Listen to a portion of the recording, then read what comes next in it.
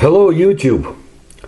So many people interested in history are amazed by the secrets of the Roman Empire, which conquered many countries and left behind grandiose structures that have survived literally millennia. Adherents of alternative history believe that the famous aqueducts, the Colosseum, and many other incredible buildings in Rome were built with the help of higher technology, and who knows where it came from. Maybe ancient civilizations, maybe somewhere else. But these are well-known traces of this great civilization. However, there are several mysteries of ancient Rome which are not so widely known, but amaze the imagination no less. Let me start with a history that few people know about, but maybe more should.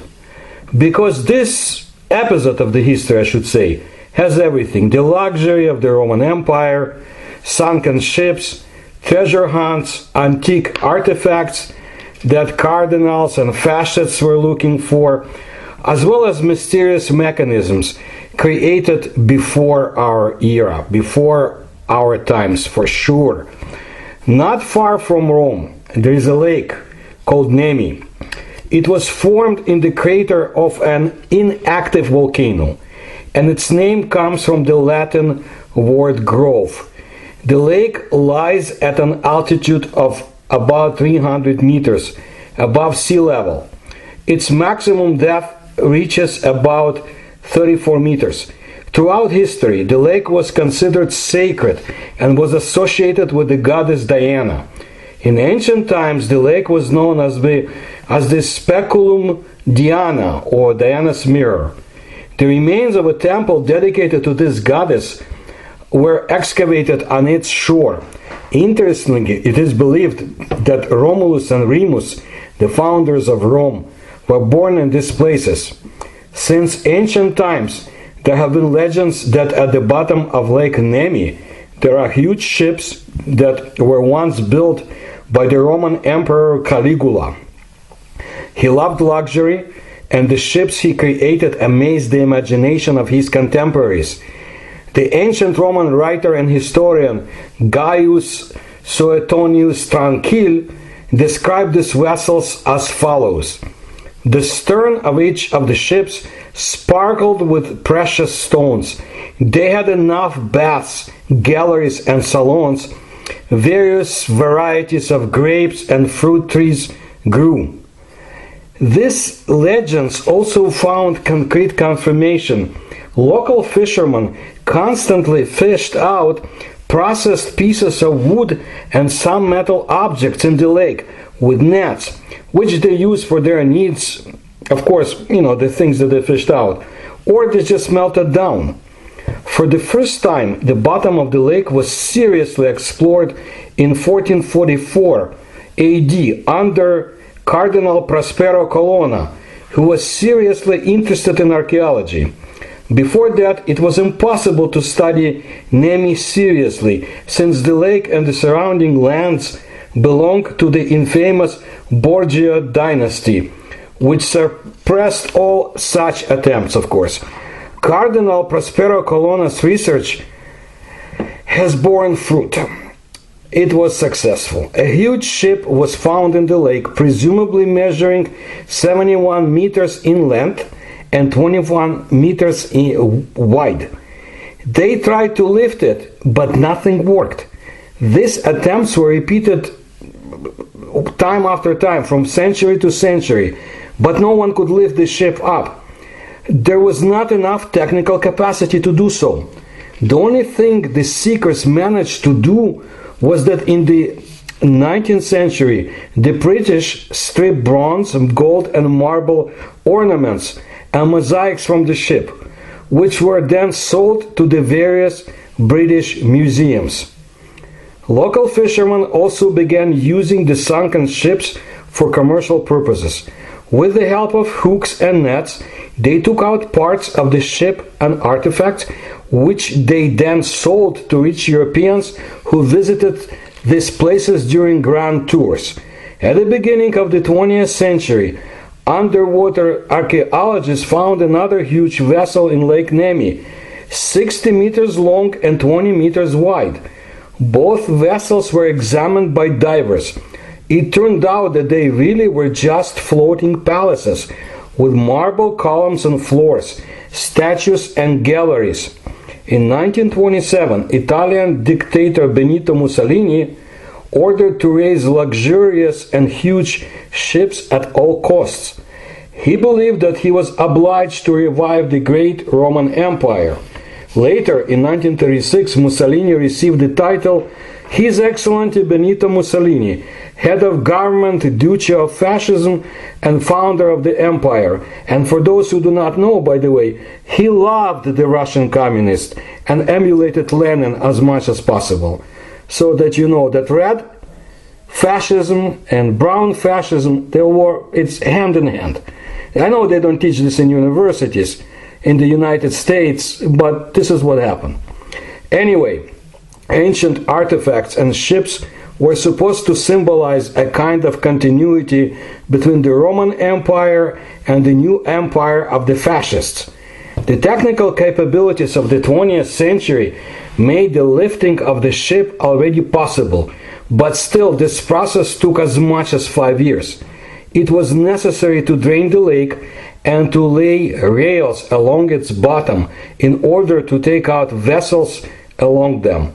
By the way, it is curious that during the drainage of the lake, an ancient channel was found, a tunnel that had existed for thousands of years and was used to discharge water during floods. The tunnel stretched for 1.6 kilometers across the hillside to the Aricia Valley, from where the water went through drainage ditches into the sea. So the ships were on the shore, and all the researchers were shocked by their perfection and size. It turned out that the first vessel, which was measured in 1444, is even larger. Its length was 73 meters and its width 24 meters. It turned out that the wooden sides of the ships were protected by triple lead plating, and its metal parts were covered with gilding.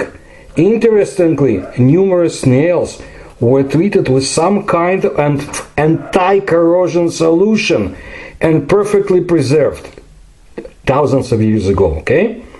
Interestingly, some of the mosaics on the ships had a color combination of the modern green, white, and red Italian flag. Statues, columns, bronze figures were all found. It is curious that there were places for rowers and oars on that large vessel, but there were none on the second one. In addition, two mysterious rotating platforms were found on it. Under one of the platforms, there were 8 bronze balls that were moving in a chute. The second platform rested on 8 wooden rollers, also moving in the chute. Both designs resemble rolling bearings, the prototype of which was invented only by Leonardo da Vinci, and of course, centuries later. Surprisingly, a crank mechanism was used in the device for lifting anchors, and in addition, there was a complex pump for pumping water on ships. But that's not all. Lead pipes and bronze taps were found, which indicated that the ships had sewers, hot and cold water pipes, and a marble floor heating system. It was the pipes that made it impossible to determine when the ships were built and to whom they belonged. It turned out that the ancient legends were right. On one pipe it was written that it was the property of Caesar Germanicus. This is the name of the emperor Caligula, who reigned until 41 AD and was killed by conspirators. Perhaps his death has something to do with why the ships ended up at the bottom of the lake, because no damage was found on them. Perhaps the angry conspirators deliberately sank magnificent ships, which for them became a symbol of the luxurious and dissolute life of the emperor. But we're interested in something else entirely.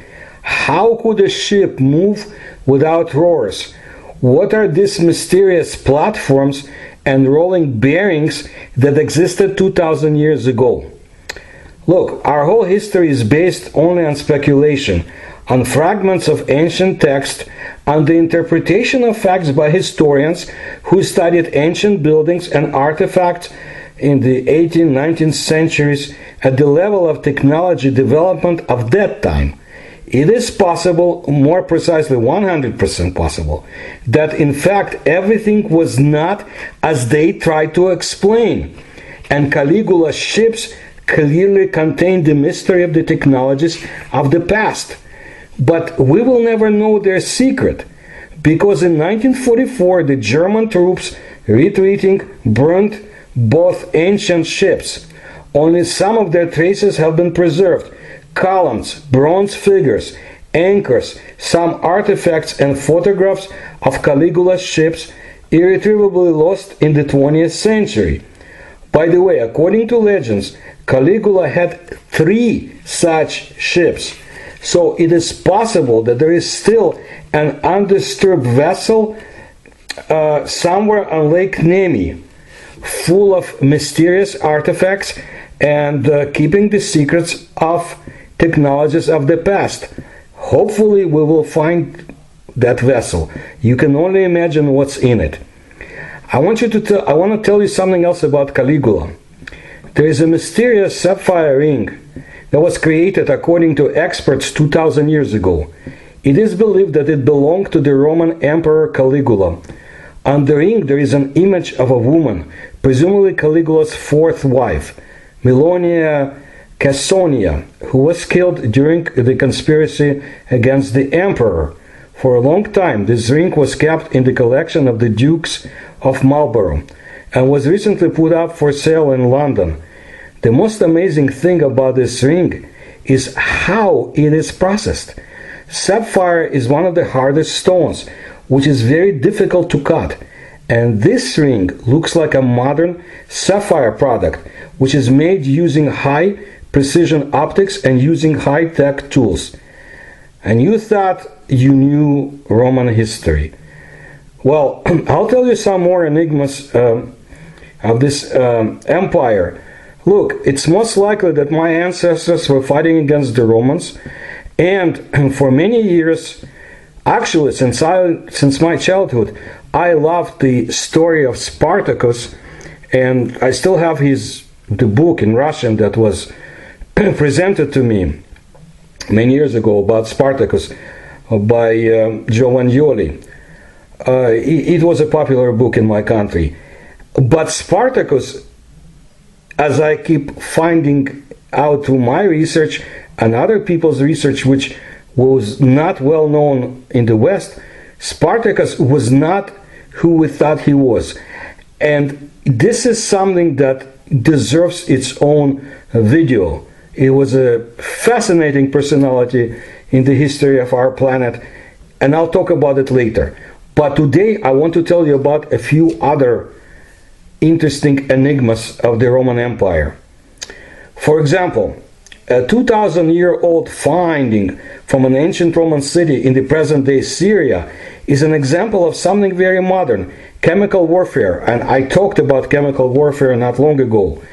Archaeologist Simon James has made a reconstruction of the battle that broke out under the walls of the city of Dura Ropos, and he believed that 19 Roman soldiers in the underground tunnels did not die in battle. They may have died of suffocation. James believes that the Persians used a deadly mixture of bitumen and sulfur against the Romans. Now, let's move on to China. There is a village in western China where blonde people with blue and green eyes live or reside. According to local legend, they all descend from the Roman legion. In 53 BC, Marcus Crassus led the Roman army into the territory of modern Iran. He was met by the army of the Parthians, and the Roman troops were defeated. Crassus was beheaded, and his son committed suicide. But some of the Roman legionaries escaped or ran away or fled and became a kind of wandering group of mercenaries so as not to return home in disgrace. The legend says that this vanished group, so to say, eventually settled in China and married local girls. Now let's go on to England. Ham Hill is an Iron Age fort located in British Somerset. In it, archaeologists found a lot of chopped up human bodies. They were found buried along the ramparts as well as in grain pits. All the bodies date back about 100 BC. Most of the skeletons are identified as female and at the age of 20 to 30 years. It is unclear what happened in Ham Hill, but scientists suggest that there was some very violent conflict. Fascinating. We just don't know enough. And here is something interesting. In 2010, archaeologists discovered a mysterious 450 kilogram lead coffin in the ancient city of Gabi. Moreover, the deceased was also wrapped in a sheet of lead. So the researchers called it a lead burrito. At that time, lead coffins were rare, and this one probably cost a fortune. Well, unfortunately, this mystery has not been solved. There was nothing else in the coffin, and the only thing scientists have learned is that the remains belong to an adult man who was buried in the time of Emperor Nero. Why the lead coffin? Radiation? I mean, nobody knows. Now, let's go back to England. In 1988, 39 skulls dating back to the Roman times were excavated near the London Museum. They were adult men with signs of violent death, and most of them apparently were also eaten by animals. Archaeologists suspect that the remains were dumped into open pits and they were carried away by water to the place where Liverpool Street metro station or subway station is now located. In 2015, an ancient cauldron filled with cremated remains was also discovered there. As the excavations continued, hundreds more skulls were found. Possible explanations? Well, executed criminals, gladiators, or rebellious soldiers. But if we go back to Rome itself, to Italy, the Roman Pantheon is one of the most mysterious buildings in the world. This grand structure is at least 2,000 years old. And interestingly, all these years it has not been repaired. At the same time, from an engineering point of view, the Pantheon is an absolute masterpiece. A huge, sturdy structure built with unfathomable clarity in detail and using mysterious eternal materials. Okay? But then let's look at the Tomb of Eurasakus. This mysterious tomb in Rome looks so strange that even official historians cannot find a decent explanation for its unusual shape. It was found in the 19th century when they decided to remove medieval buildings on the Porta Maggiore square. Under one dismantled tower, there was a 13-meter-old Roman tomb. The inscription on it said that this was the grave of the baker Mark Virgil Eurasakus. On the upper part of the tomb, there are reliefs that depict various stages of baking. However, what is under them is still the subject of heated debate. In the lower tier of the table, there are smooth vertical pipes, and above them, there are the same smooth horizontal holes. Nobody knows the purpose. Now let's talk about the Portland vase. The Portland vase is a mysterious glass vessel from antiquity exhibited in the British Museum. Presumably the vase was made at the end of the first millennium BC. The decorative vessel is made of two-layer dark blue and white glass, which depicts figures of gods and mortals. The vase was found in the Middle Ages near Rome. and for a long time belonged to the Dukes of Portland, from where it got its name. It is curious that many craftsmen have tried to reproduce this vase, but the most skilled carvers and glass blowers have not been successful. The technology of its creation has not been clarified so far. Did you know about that there is a pyramid in Rome, by the way? It's called the Pyramid of Cestus. Few people know, but in Rome, near the gate of San Paolo, there is a real ancient pyramid. The official history says that it was built between 18 and 12 BC. The height of the pyramid is about 36 meters. The length of the base is about 30 meters. Inside it is a crypt, and according to legends, Remus, one of the founders of Rome, was buried in it.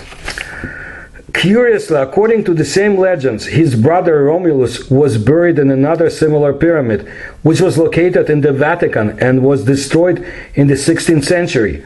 This pyramid is made very qualitatively, with quality. Its blocks are processed without flaws.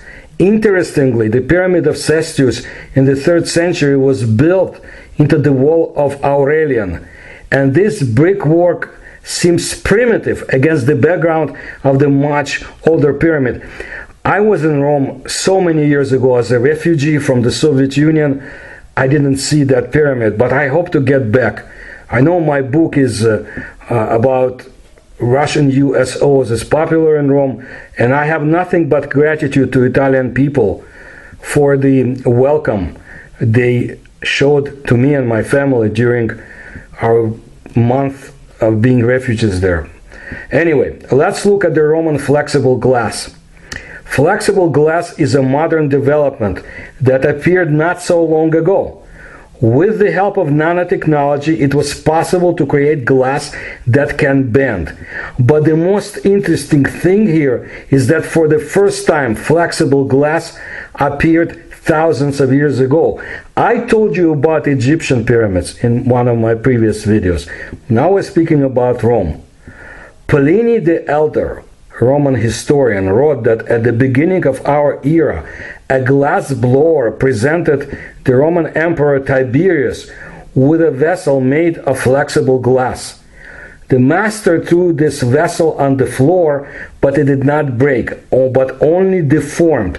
The glass blower straightened the vessel with his hands, and it returned to its original shape. Many ancient Greek and Roman vessels have been preserved, and they amaze us with their technologies. For example, the same Portland vase. Maybe some of the ancient glass vessels were made of flexible glass. It just never occurred to anyone to test their strength by throwing them on the floor. Amazing.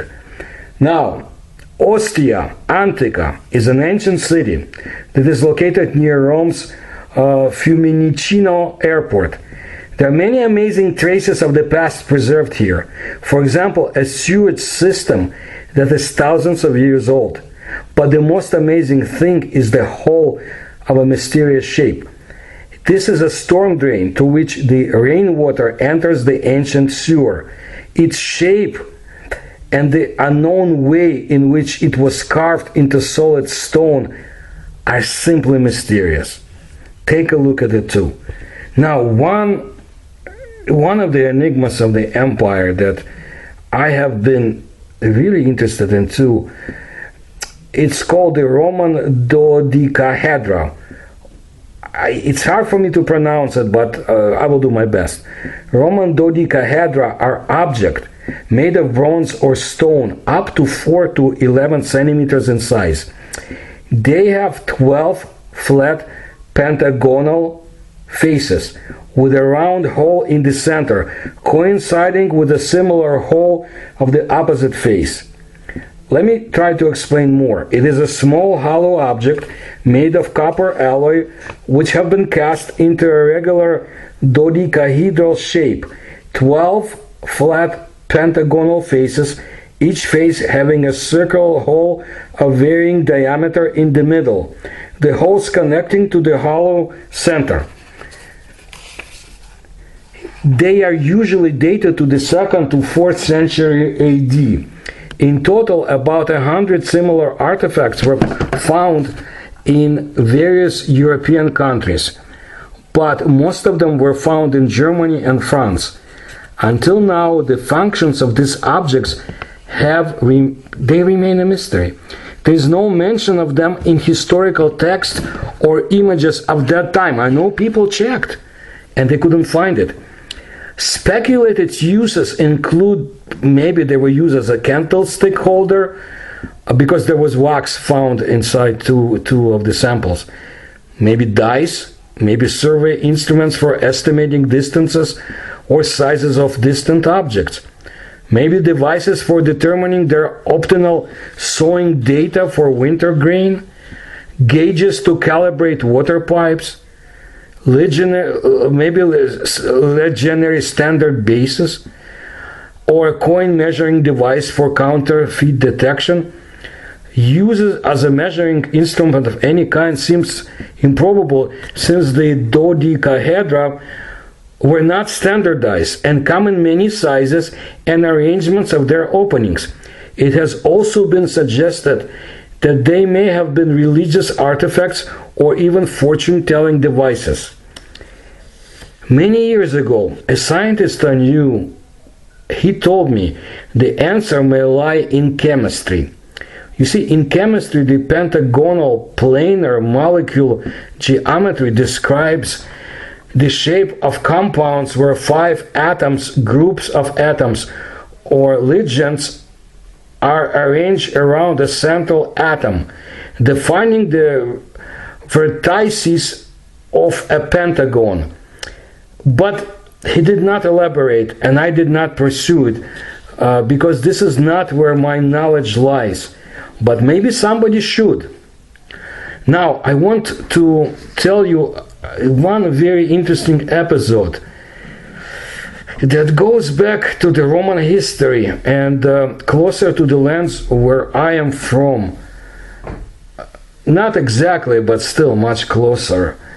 In 75 AD, the Legion 12 Fulminata was in the Caucasus, where Emperor Vespasian had sent the legion to support the allied kingdoms of Iberia and Albania. Domitian, in Latin it's Caesar Domitianus Augustus, that's the original name. Until 81 AD he was known as Titus Flavius Domitianus. This was a Roman emperor, 81 to 96 AD. He was known chiefly for the reign of terror, under which prominent members of the Senate lived during his last years. An inscription, presumably from this period, has been found in modern-day Azerbaijan, and it reads, in translation, it reads as follows: to Emperor Domitianus Caesar Augustus Germanicus by Lucius Julius Maximus, centurion of Legion 12 Fulminata. Well, the Legion 12 Fulminata, thunderbolt, although maybe lightning too, I'm not sure about the exact translation, had a few other names, and was a legion of the Imperial Roman Army. It was originally created by Julius Caesar in 58 BC, and the legion accompanied him during the Gallic Wars until 49 BC. The unit was still guarding the Euphrates River, crossing near Melitene at the beginning of 5th century. So it had a long history. Some say bloody history. Records of the legion's presence were found in the 1930s in Gobustan, that's in Azerbaijan, in the Caucasus Mountains region. Thus, the legion is considered the most far-reaching legion to the east of Rome. An inscription, presumably from this period, has been found in modern-day Azerbaijan, and I already described you what it said. Some historians argue that the settlement of Ramana near Baku was possibly founded by the Roman troops of Lucius Julius Maximus from that 12 Fulminata Legion, about 84-96 AD, and derives its name from the Latin Romana. Facts that strengthen this hypothesis include a military topographical map of the Caucasus published in 1903 by Russian administrators, which refers to the town as Romana, various Roman artifacts found in Absheron region, and records that older inhabitants refer to their town as Romani. Well, this is not so clear-cut. Some researchers pay attention to the fact that the inscription is the only one of its kind. There is nothing like it for hundreds of kilometers around, which according to experts proves that it was made by the very same missing legion which no one else could reach. It is also interesting that not far from the city of Baku there is a village of Romana, and I already told you about them, and it's quite possible that it also indicates the presence of Romans, because neither the Albanian nor the Turkic languages had such a root, Raman. It is quite possible that it was on the territory of modern Raman that the camp of the missing detachment was located. In 96 AD, Emperor Domitian was assassinated by conspirators. The Senate declared him an enemy and cursed his memory. From now on, all his images were supposed to be destroyed, and his name was scraped out of all inscriptions. On the Roman stone in Gobustan, it was preserved intact. But also, the army did not take to well what the Senate decided, and they decided that it was not to be. But that's Roman history. We won't get into it. There is another hypothesis that it was a lone Roman veteran of the legion that left the inscription, and that he probably came to the area to study mysterious local religion. So how did Centurion Julius Maximus end up 1,000 kilometers away from the cantonment of location of his legion in the upper Euphrates, where no Roman soldier had set foot before or after him? As it is known from history, the South Caucasus has long been of interest to the Roman rulers, because back in 65 BC, the famous commander Pompey was the first of the Romans to try to reach the Caspian Sea by undertaking a campaign to the Caucasus. In 58 BC, Julius Caesar formed this 12th Roman legion for the war against the Helvetii, the symbol of which, like all Caesar's legions, was a bull totem, personifying strength and might. It is worth remembering here that the ancient images of the bull, the symbol of the lunar deity, were found in Shumer, in Caucasian Albania, in medieval Azerbaijan, and in Central Asia. And the most interesting thing is that the image of the bull is central to the coat of arms of old Baku, I think from the 15th century. So, was the retired Roman centurion looking for the worshippers of the lunar deity in the Caucasus? And what is it with this lost legion? The legion was not lost. So there had to be a detachment that disappeared. This is very interesting. The last records of the legion date back to the beginning of the 5th century. It is possible that the legion existed until the collapse of the Roman Empire in 1476 AD. But that's all we know, and there is something unusual about it. And maybe if there is more discoveries in the Caucasus Mountains, I'll tell you about them. Apparently the Romans left a very big impact on the area. In Georgia, for example, the country of Georgia as we know today. There are more things about ancient Rome that I will talk about. Like I said, the Spartacus dilemma. And we will get to it. But look, I really appreciate all your support and attention to my videos. If you can support me, there are links in the description to this video, and I hope to bring you more soon. Please subscribe to my channel and tell others. Thank you.